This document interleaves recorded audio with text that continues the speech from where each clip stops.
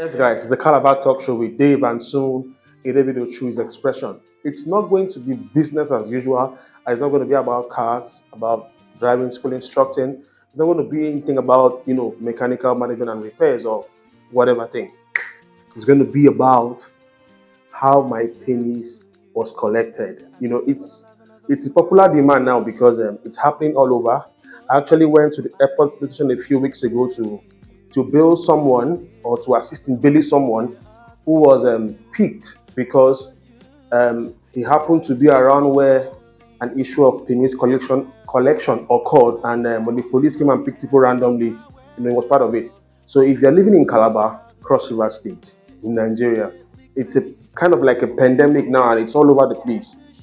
Even yesterday, around 7, 8 p.m., someone had his pennies collected at Eko Basi, that's around the Kruter Gate access. So it's something that I now have to talk about because I have to tell people about my experience. And a lot of people have been asking me when I made that post on Facebook, how is it like? What's my experience like? How what happens when it's collected and all those things. So let's get into it, please. I'm not going to be trying to sound funny. Where I've forgotten, I'm talking about 2007. That this thing happened. A lot of things have actually moved on from my mind and from my brain, and because it's a terrible experience, I didn't keep it. For the kind of person I am, my psychological disposition doesn't allow me to keep ill things that happen to me. I don't keep it to mind. I don't keep it to heart. I don't preserve them. So I don't have vivid information, as related to dates about when this thing happened. But I know it's in 2007 that this thing happened. So I'm going to go right into it now. In case you are wondering why pennies is collected, I'm not a pastor, but I have ideas because I was born and raised in the church. Let's talk about this. Do you know that the ultimate sacrifice is blood, which is human blood? So when you start giving out goats, pig, cows, or whatever, to a deity to favor you in something, ultimately at some point the deity will start asking for human blood.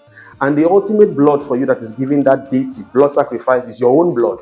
So whoever is giving sacrifices that concerns blood, one day you're going to be asked to pay for, a price or benefits with your own blood. That's why no matter how powerful you are, as long as you are into rituals, you end up dying mysteriously your own self.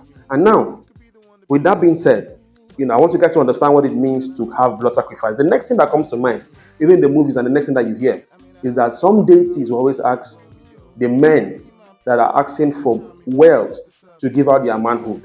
That still takes us to blood. What you're trying to get from them, which is wealth and richness, they're asking for your manhood, is because the children or the generational wealth, or the kids you are supposed to have, if you notice in a nutshell, you are giving their blood. So if you look at it mystically, it's not just your manhood you are giving out, but the fact that you'll be able to pleasure yourself or be able to impregnate a woman. You are selling out your generation, which you don't know if Dangote is inside of it, if Messi or Ronaldo is inside of it. You don't know the potentials of the kids that you are bound to have. So what the deity is actually asking you for is your blood and the blood of the children that you don't have yet. So that's why they take the manhood. That is how I understand it. Taking the manhood is like taking generational wealth and taking prospects and taking their blood. So the ultimate sacrifice is manhood, that's taking generational wealth. Or for instance, you can see them saying the woman gets pregnant and they abort it. So that's why you see some of these Yahoo boys, you hear that, they take girls' womb. What they are driving to is taking, the process, taking out the process or taking out what will be able to manufacture the next person, because the next person has wealth as blessed by God already. So they're taking that wealth from that person, hence taking that life away and blood.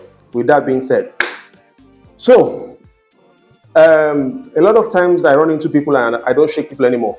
And with the way things have been now, I don't think I'll be shaking my friends and even family right now, because you don't know who is who anymore, and people are getting out of line and doing things that are quite funny because they want to accumulate wealth. Everybody wants to make money. So who can even collect your pennies is not someone you don't know anymore. The neighbor can do that because you only suspect that this person can do that. As a matter of fact, even a woman can do that. And you be thinking that, okay, he's not a man, so he cannot, she can do that. So I'm afraid of everyone right now. Before now, I don't shake. And even up to now, I don't shake. So a lot of times you hear people saying that guy is rude because I didn't shake them. When once I don't know you well before now I don't shake anyone anymore. Before now, I don't shake who I don't know. So it's gotten that serious because almost every day you hear that someone has lost his manhood, to these guys that are collecting these things to go and, of course, trying to get rich, looking for shortcuts to get rich. Yeah, let's go into it. In 2007, the date I don't know precisely, the time I don't know precisely. Akim by IBB, that's on Akim Road. I was walking towards my mother's shop in Akim Market, and I met a guy that sounded as if he knows me, like he wasn't very, very, very clear. Like, what's up? So in as a guy that I am too, or as a young man, and I was in my early 20s then. As a young man that I am, I felt, of course, you don't want to be rude and you want to shake people who you don't know because he's trying to talk to you. And maybe I shake that guy and he murmured something that I didn't actually understand what he was talking about. I didn't hear him. I didn't hear what he said, but I just shaked. And I moved on. When someone will say something and because you don't want to be rude, you respond to it. Meanwhile, you didn't actually hear anything. That's what happened. And maybe I walked like 6 steps. I felt something. Now, all of you have been asking, what happens? What do you feel? How do you know it's no longer there? I felt something. What I felt is the manhood that leaves you. That's the reason why the Bible calls it manhood. For those that are just probably, let me be explicit, that's the reason why the Bible calls the penis a manhood. So I felt the manhood in me leave. And when it leaves, I don't know if you've ever been sick. You have headache. You know how you feel when you have headache, right? How you feel lightheaded. How you feel very weak and very tired. You can't even raise your hand. Or when you go to the gym and you do your bicep curls and all that, and you feel how heavy your hand could be when you try to scoop water to bath. So when something like that is supernatural, that is not just in the carnal sense or the carnal picture, leaves you, there's no how that you will not feel it. The same thing I went through is what other persons are going through, that they feel that their manhood has disappeared. I felt the manhood in me leave me, and I felt very empty and very light. And I rushed to the shop. I told my mother, she thought it was a joke. I opened my penis and I could see that it was just, a tiny little thing that was left. It shrinked. Probably because of nervousness too, it got to that size. But trust me, it was very small compared to the normal size. If something is your size for more than 20 years and something happens to you that is now small, you should at least know exactly how it used to be. So you cannot tell me that I don't know how my penis is. It's not possible. That I won't know how my penis is, that I'll be making a mistake, if the size is now smaller. It was actually smaller and I felt way, way lighter. I felt empty. I felt that something was missing in me. I felt that a part of me was missing, which is the manhood that's in me, which is the ability to be able to produce children, which is the ability to be able to be a man, the ability to be able to make a woman feel pleasure, and the ability to be able to release semen that, should birth life. That thing was no longer there. And being, born and raised in Assemblies of God, the thing that came to my mind, I have not stepped my leg into any shrine before, I don't hope to, was going to the source where we've always gone to for prayers. Assemblies of God Church has a unique prayer point at number 7 Marina Road in Calabar. That's at the beach axis. For those that know it, number 7 Marina Road, Calabar. That's where the prayer city is. And the pastors there are Pastor Ephraim Effiong and Pastor Theodore Effiong. Pastor Theodore is, half British and half Efik, and is partly from Cross River State. So I picked a bike. That time there was still bike. I picked a bike and I went to Prayer City. And I went to the usher that I saw. I can't remember vividly, but I know I went to an usher that I saw. Whatever happened before I saw Pastor Theodore, I don't know, or I can't remember. Please, for those that think it's funny or it's a joke, why will I want to be dragging a man of God? even those that are not men of God, that are God of men on earth, I don't, discuss them. But I don't want to drag a man of God that I know is a man of God into this if I'm telling lies or if I'm trying to be funny. No, I'm not looking for likes or looking for attention. I'm telling exactly what happened. So I met Theodore, and he dragged me into a corner. They were having a prayer session as normal on that fateful day as they normally have. And I went there with that problem. Trust me. Theodore prayed and prayed and prayed.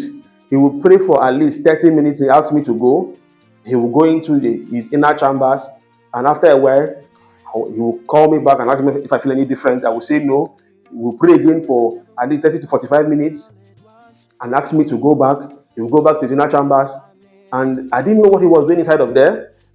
But when he allowed me to go sit down behind the church, I was still praying to myself. I could not believe. It's easier now to communicate because it's how many years ago. And if it's a terrible experience, a horrible experience that I was devastated and confused. And all I was seeking for and praying to God was to restore my manhood. So that thing happened. I can't be certain, but I know it was around 2, 3, and he prayed till around 6 in the evening. I had not gotten my manhood back. And I'm talking about laying hands on me and praying and screaming and shouting, and he was sweating. Unknown to me, there are certain things he was going to go and tell God in the inside. But probably because, I know now I understand that pastors, they go to theological school, so he was trying to manage my emotions too. So there are certain things he wouldn't say in front of me, but I had to, know about that later after everything, became all right. So eventually, after about 5 to 6 hours of prayers, I went back to my seat. And the manhood that you felt that have left you. Prior to this time, I had not had any erection, neither had my penis, returned to its original shape and original size. So until that time, and Pastor Theodore is not a man of God that God will allow him to waste his time to be praying for a penis that is there. And if you want to say something happened and I did not, he saw it, I opened it, they assessed it before I started praying. So when I went back to my seat the last time, I felt the manhood, the ability to impregnate, the ability to bear kids, the ability to be able to make a woman pregnant, the ability to be a man. I felt it come back. I didn't have to be masturbated. Inside the church, I had an erection. God does not work in human being settings. I had an erection to confirm that my penis and my manhood is back. And when I went back, I told him that it had gotten back. So it happened because of my knowledge of that place and because of my upbringing and what I know and because of being raised in the church. I knew where to go to. You get? So even when I told my mother that my penis had to be collected and this is what transpired and all that, she didn't believe. But it was on Saturday.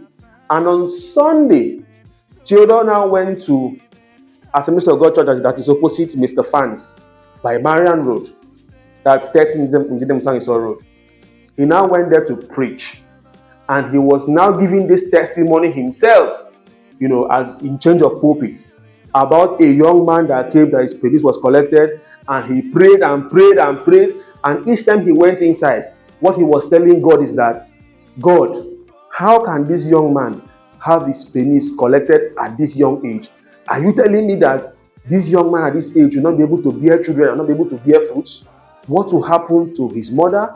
What will happen to his father? What will happen to his generation? What will happen to his future? That is what he was telling God inside his chambers when he always asked me to go back and sit, and he went inside to still pray. That's what he was telling God inside, but he didn't let me know that. So I just think it's psychological, so to manage my own emotions well. And it's an experience that lasted about 7 hours, but it looked as if it lasted a year because it's a terrible experience. It's a very terrible experience. So, guys, when it came back, I had the erection. I felt it. Inside the church, I had the erection and I felt it. And I knew that I had been made whole. Now, whether I have used it or not, It's none of anybody's business. And without the original size, as a matter of fact, let me be truthful to you, the size that came back to me, I think it came back in double fold. Because I think, God doesn't give things, He gives in double portions. So what came back to me was double. And it's none of your business whether I use it or not. But the most important thing is I want you to be happy that I got it back, and I will be able to bear fruits in the future. Please, mind the way you shake people right now. They might not even shake you. It's not all about shaking. Just contact whatever, even in the spiritual realm, whether from a negative perspective or positive perspective, that's from God or Satan. They use contact. Something has, if they want to kill you in which place, your mother's side have to align with your father's side before they can take your life. If they want to, reach out to you, there must be a point of contact to reach out to you. They can't just reach out to you anyhow. So contact, whether mere shaking of hands or just touching your elbow or touching whatever thing touch, it can happen. So men, listen to your bodies, so that just in case you touch one in the market, in the taxi and your penis, because you can enter one chance taxi, they touch you and they get your penis. So listen to your body and know when something has left you, and know when your penis is abnormally small and when your penis is not the size that it used to be. You have had that penis for at least nothing less than 20 years. You should be knowing when something is odd about it and when something is not right in how you feel to be a man. Ladies and gentlemen, Calabar Talk Show with Dave. Real life practical advice for providing solutions. Cha cha.